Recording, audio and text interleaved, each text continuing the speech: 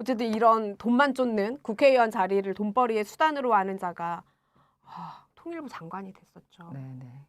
통일부 장관을 제대로 할 수가 있겠어요? 돈으로 보는데 지금. 그리고 통일부 장관 자리를 돈으로 보이니까 어떻게 하면 이 통일부 장관 자리를 잘 이용해서 돈이 벌 수 있겠을까? 그렇게 생각했겠죠. 그러니까 통일이 되면 안 된다고 생각한 거야 얘는. 그렇지. 그렇습니다. 통일되면 자기 국회의원 못 하거든. 통일부 장관 못 하거든. 그렇죠. 또 한편으로는 통일부 장관, 통일됐을 때 통일부 장관이 맞지 않는 인물이에요. 이분이요. 네. 거의 극우와 같은 생각들을 가지고 있고 남북 대결 그런 의식이 엄청 강하기 때문에 그리고 그분이 이상하다. 이거 왜 그분이야? 우리가 지금 과열됐어요. 이래 지금. 분 아닙니다. 그분 권영세가 네, 통일과 맞지 않고 그의 생각들을 지금 좀 찾아보게 되면은 극우 생각하고 거의 비슷한 생각을 가지고 있고 분단을 계속 유지하고 대결을 고취시키고 그리고 전쟁 분위기를 고취시키는 이런 정책들을 쭉 써왔습니다. 대표적으로 했던 네. 반통일적인 네. 그 행태가 어떤 것들이 있었죠? 핵심적으로는 대북 전단 살포 금지법을 위헌이라고 그 헌법재판소에 신청했던 거였죠. 그래서 결국 나중에는 판결 자체가 위헌 판결을 내림으로 인해서 대북전단 살포 금지법이 지금 폐기가 돼버렸죠. 이 대북전단 살포 금지법은 지난 시간에도 이야기를 했지만 어쨌든 접경지대에 있는 주민들이 항상 요 시기만 되면은 그 삐라 살포하는 거잖아요. 그 주변에서 막 삐라를 탈북자들이 나가고 삐라 살포를 하게 되는데 북은 그것에 대해서 정확하게 그거는 선전포고다 또는 예전에 냉전 시기에도 딱 그런 용도로 쓰였단 말이에요. 그리고 이게 이제 심리전이다 이렇게 보기 때문에 그 도발 행위인 겁니다. 그러니까 그거 항상 충돌이 될 수 있는 엄청 가능성이 높은 건데 그걸 이제 금지시켜야만이 어쨌든 접경 주민들이 안전하게 어떤 생존을 유지할 수 있다. 그리고 한편으로는 남북 관계 자체도 평화적으로 유지하는 데에서 이걸 금지시키는 게 맞다. 이렇게 해서 이제 법안으로 통과된 거죠. 그렇죠. 그걸 갖다가 이제 지금 폐기를 시켜버림으로 인해서 항상 언제 어느 때 전쟁이 날 수 있는 거예요. 그리고 원래 그 대북전단 살포하는 그 탈북자들 보면은 서로 경쟁적으로 한다고 하잖아요. 맞습니다. 막 숨어가지고 한 번 예전에 제가 찾으러 간 적도 있어요. 맞다. 네, 한번 제가 어디로 갔죠? 파주? 김포?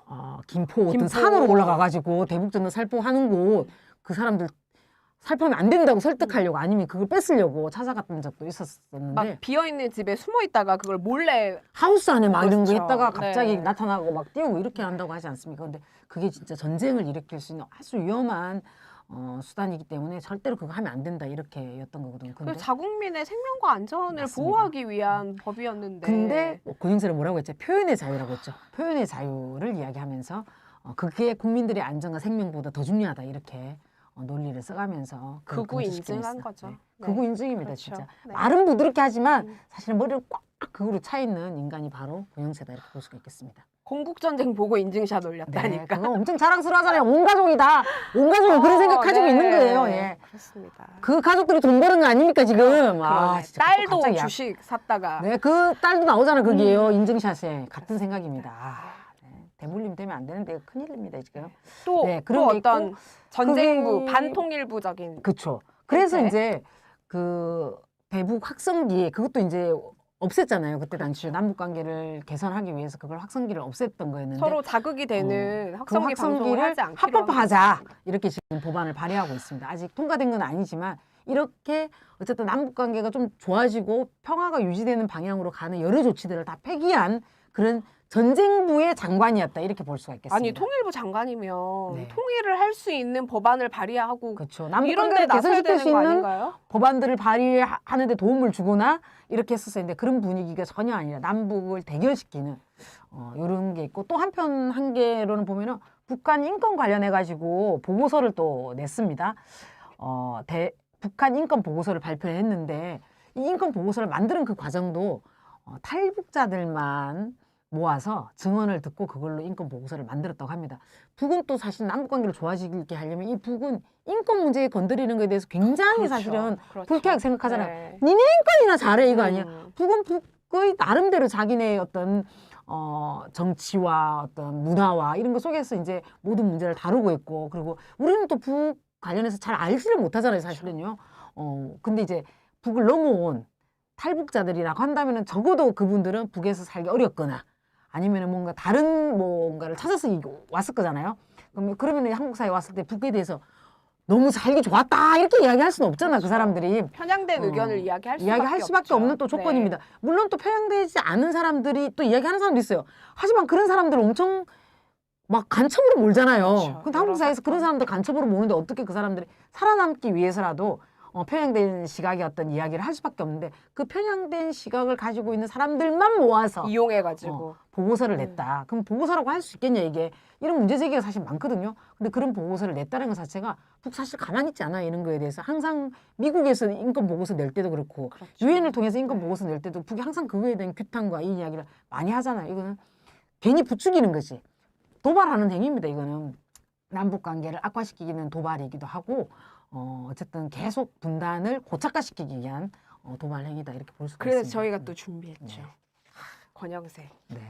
이렇게 이야기할 수 있다. 네. 남북 대결 통일부가 아니라 전쟁부. 전쟁부다. 네, 네. 통일부가 아니었습니다.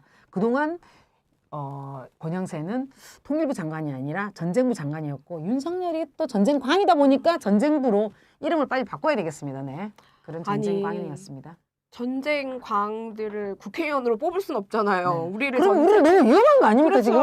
그리고 가장 위험한 곳이 용산이에요. 용산입니다. 네. 용산에서는 절대 권영세가 되면 안 됩니다. 정말로. 그리고 권영세가 이런 나쁜 짓도 많이 했지만 여기 용산에는 대통령 집무실이 있고 한남동에 관저가 있고 아직 미군기지 다 나간 게 아닙니다. 미군기지가 있습니다. 그러면은 북에서 대결을 할 때 어디를 보겠어요? 용산입니다. 용산이 1번이에요. 우리 그렇습니다. 엄청 위험합니다. 그런데 권영세가 그게 전쟁에 부추기는 역할을 막 하고 있단 말입니다. 같은 짬짬인데 우리는 지금 엄청 위험한 상황에 놓여 있습니다. 지금 용산 주민 여러분 꼭 권영세 전쟁부를 이끌었던 이 극우 세력 권영세는 절대로 안 됩니다. 지금 우리의 생명과 안전이 위협받게 될 것입니다.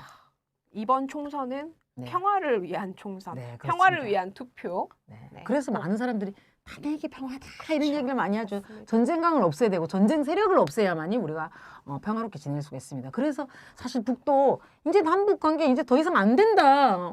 니네 우리를 적으로 보는 거, 우리를 대결로 보는 건데 언제 그러면 우리가 통일이 되겠냐? 니네하고 절대 통일이 안 돼. 니네하고는 이제 제일 적국이야. 이렇게 이야기하는 거 한편은 충분히 이해돼요. 그 이야기가 삐라 날리고, 네, 삐라 날리고 그렇죠. 하지 말자라는 약속 이런 걸 다 다 어기고. 어기고 있는데 누가 남측이랑 대화하고 통일하자고 하겠습니까? 그러니까 이런 걸 다 만드는 건 윤석열 정부와 윤석열의 그 적폐 세력들, 분단으로 살찌는 세력들, 분단의 찌꺼기를 먹고 배불리는 세력들이 있다. 그 중에서 권영세가 핵심이다. 이렇게 봐야 될 것 같습니다. 그렇습니다.